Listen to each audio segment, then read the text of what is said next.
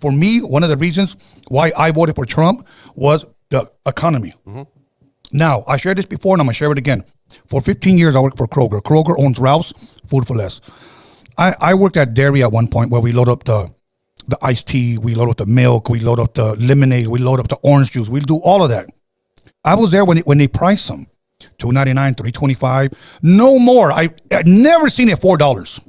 Orange juice, a gallon of orange juice. Now it's $8 at Food for Less. That's not food for less. It's quite the opposite. That's food for more. Right. Okay, so to me the economy was it doubled, $8 for a gallon of orange juice. Okay, Yeah, I totally agree with what he's saying. Like, one of the primary reasons why Trump won the election was the inflation and the economy of the country. And second of all was probably the border because it was crazy, like a bunch of like illegal immigrants and all that. And third, it was probably the DEI policy that was implemented within the government during the Biden administration. Okay, that's what I think. No, that's not what I think. That's what I know. All right. So let me know what you think down below. They took my wife. This man who wished not to be identified says his wife is from Venezuela and has lived in the United States for a few years. She was one of 3 people taken from this home. I'm told the 2 others were men who worked in construction. You see them here. This video, only a minute and 52 seconds long, we do not see his wife being removed from the home. But this is a picture of her that he keeps in his wallet. Her name is Vianis Ramirez, and he says she was in the process of becoming a United States citizen. She already had a court date. She was good. Everything's good. He just came in and snatched her. These are pictures from the Department of Homeland Security detaining other undocumented men and women in Broward County. It's despicable what they're doing right now. It's very embarrassing. President Donald Trump arrived at his Trump National Golf Resort in Doral Saturday, set to host GOP leaders for a conference. This man hopes this message makes it to him. If I get a chance to talk to you, man, yo, please, man, let's work something out. So you, man, let me keep my wife here in the United States, man. She deserves to be here, man. ICE reports nearly 1.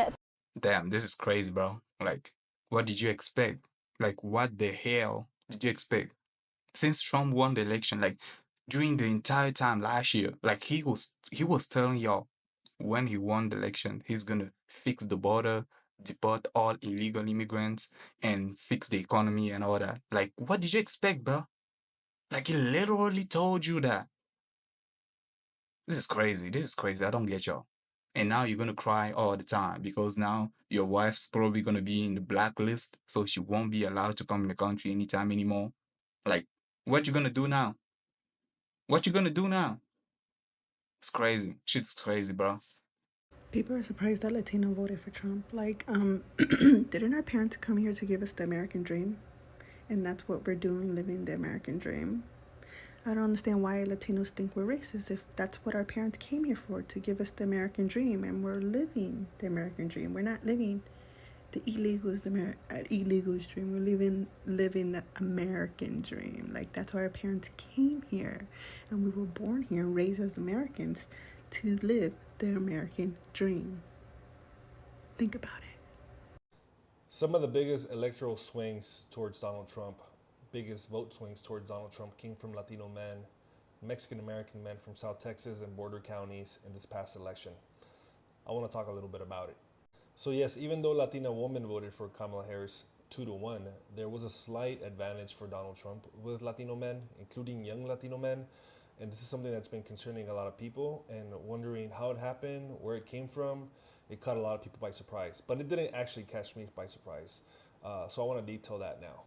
First of all, we've seen for a long time that the Democratic Party hadn't really delivered on working class issues for a very long time. At least in South Texas, there's been a history of Democrats being in control of Congress, of Senate seats, of local seats for 100 years. And when the country was struggling economically and financially, where a majority of Mexican-American men are blue-collar workers, are working in the oil fields, are working in pipe fitting, are working in construction, and they're seeing their pockets get shrink more and more over time. I think there was a lot of frustration with the Democratic Party in an area where we have some of the highest poverty rates in the world that have been represented by Democrats for a century. You know, what have you done for me lately starts becoming a thought process for a lot of Latino voters, Mexican American voters in these counties. It's also important to note that for a long time, a lot of the counties along the border in Texas were people that were working in the farming industry as farm workers, these low-wage jobs, but the economy's actually become a lot more diversified over time. So for example, after 9/11, the Department of Homeland Security got created, and the Department of Homeland Security actually became the third largest employer in places like Hidalgo County, where I live at, one of the largest employers as well in Webb County and Laredo, Texas. Those folks are represented by the Border Patrol Union, and we know the Border Patrol Union is very political and very right-wing and conservative and Republican-minded and support Trump. So when you have a lot of Mexican American men joining the ranks at DHS, at Border Patrol, and law enforcement, these police associations, these police unions, these Border Patrol unions, yeah, their politics are very clear. They're with Donald Trump. Another thing that a lot of young men do where I'm in my corner of the world is that if they don't go to college, they go to the oil fields. So the oil industry is sort of their only place of political education. They didn't receive a proper political or government or civic engagement education through high school or college because they didn't go to college. So their political analysis is informed through their work, through their oil bosses, wherever they work, whether it be West Texas, Central Texas, or in other parts of the country. We also saw historic investments or spending from Republicans and conservatives in South Texas and other parts of the border like we've never seen before. We know that the Koch brother network had been funding Libre Initiative, a Latino-led conservative group to be organizing through conservative churches or evangelical churches, and that network here in the Rio Grande Valley for a long time. But in the past couple cycles, it's grown to other Latino conservative PACs that have been getting funded or bankrolled by West Texas big oil business that have been investing in these Latino Republicans in South Texas who have won, like Adam Hinojosa for state senate, like Janie Lopez for state representative. There's a growing number of Latino Republicans winning some of these down ballot races here in South Texas. Combine that with Democratic consultants that are not from South Texas, that are not from these communities, who vastly misunderstand the culture, who are the ones getting the political contracts to run TV ads, to run campaign strategy, who have no idea how working class Latino or Mexican Americans think, are the ones that have the power to decide on the messaging for these TV ads, on these digital ads, on how you reach people at the door. They fail miserably. And it's time that the Democratic Party look at themselves in the mirror and invest in grassroots organizing, go back to organizing working class folks, empowering working class blue collar workers into the party. Some of the roots of the party are that. And so I feel that they've become a party of favoring the elite, of a lot of rich folks who think they know better, and it's rubbed people the wrong way, unfortunately. And then, of course, we also have the evangelical church that's been growing in Latino communities for the past decade or so. The evangelical is politicking from the pulpit. There are pastors, Latino pastors, all over this country who are politicking from the pulpit, convincing their churchgoers to vote Republican, to vote with Donald Trump.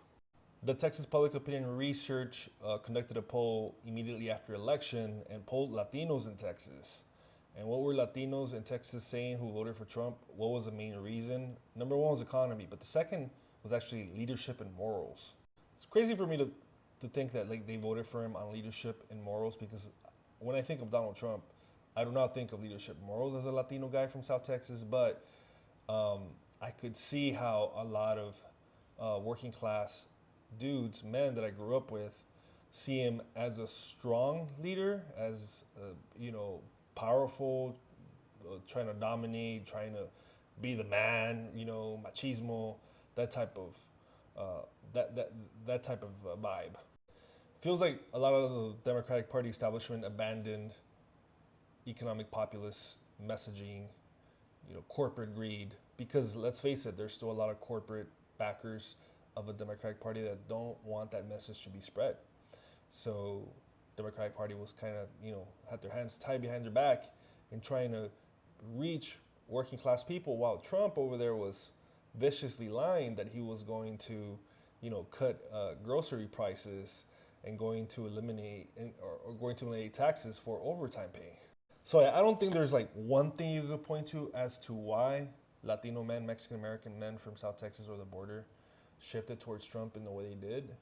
But a combination of things makes more sense. Sort of like a perfect storm of things that came together that resulted in the election results, in the numbers that we saw. But anyway, I think that Latino and Mexican men are not married to the Republican Party. I think they are persuadable voters. They are reachable, but they are not the type of voters that you can take for granted any longer.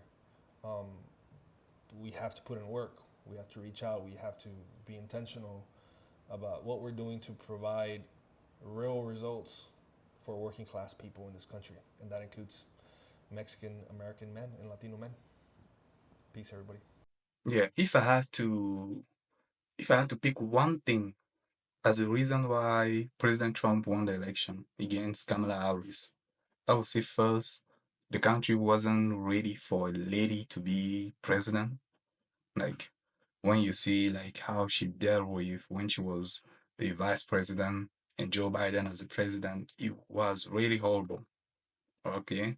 And also she wasn't willing to go on all the independent podcasts like Joe Rogan and all that, like to share her point of view or how she gonna fix the inflation. Okay. And also when you look at the President Donald Trump presidency, so we had really low inflation and everyone was living like pretty good life before COVID hit. And when you look at the Biden administration, when they got in, it was pretty horrible.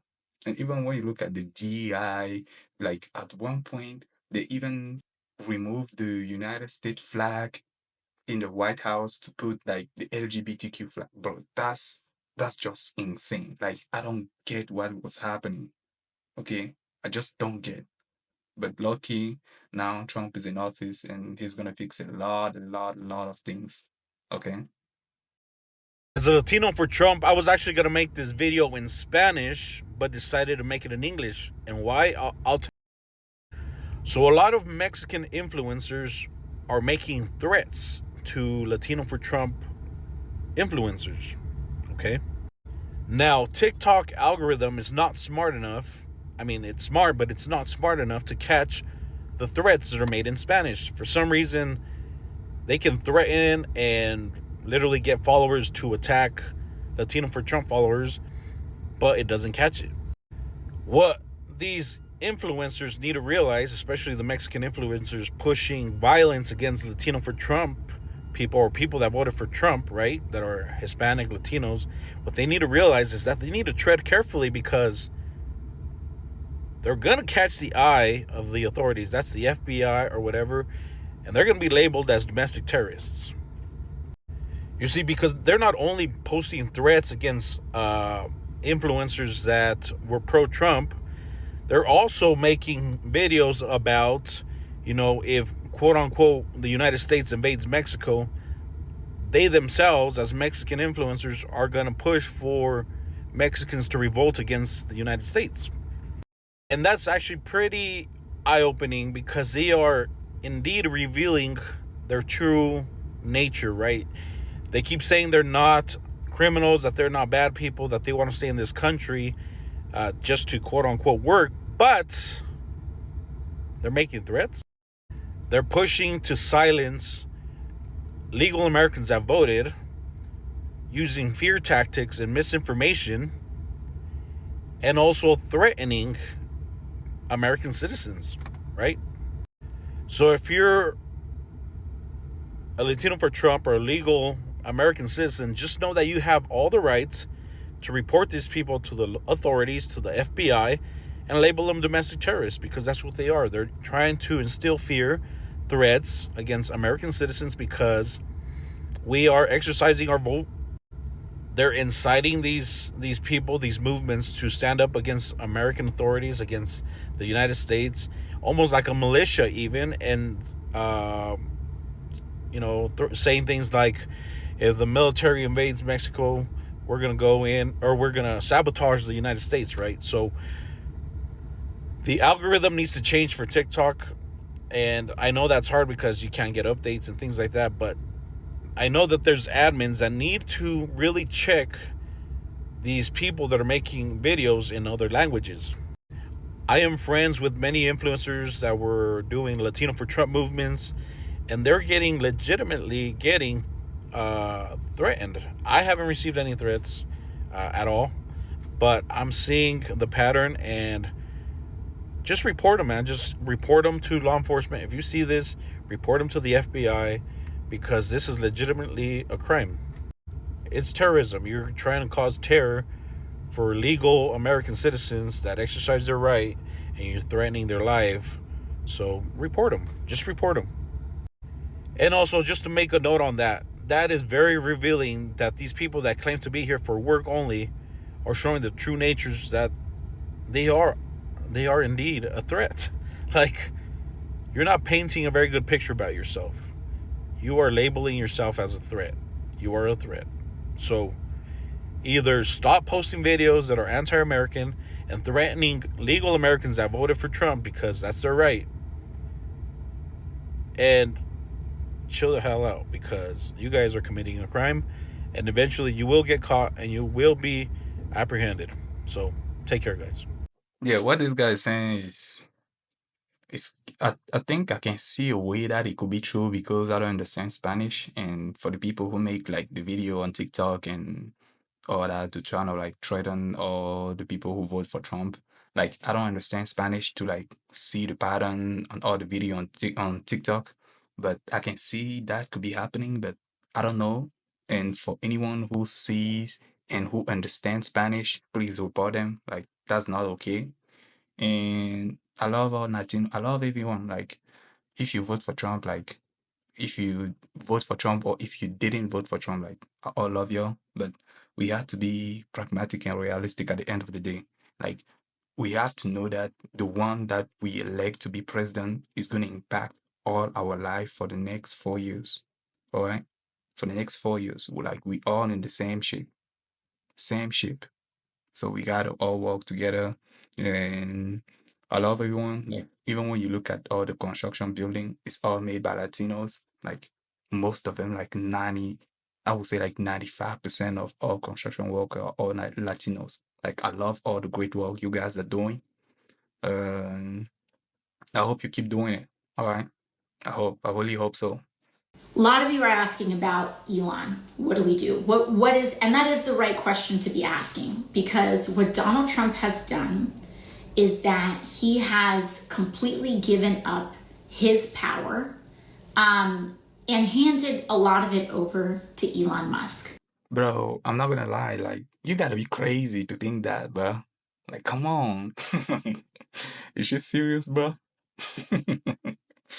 Like, at the end of the day, if you manage a company, right? Like, let's say you're a CEO of a company and you know for a fact that there is an employee who is better, like 10 times better than you at doing a certain task, what you gonna do? Like you're gonna make him responsible for this tax, go ahead and collect all the information possible and report back to you, and you as a CEO gonna make the decision.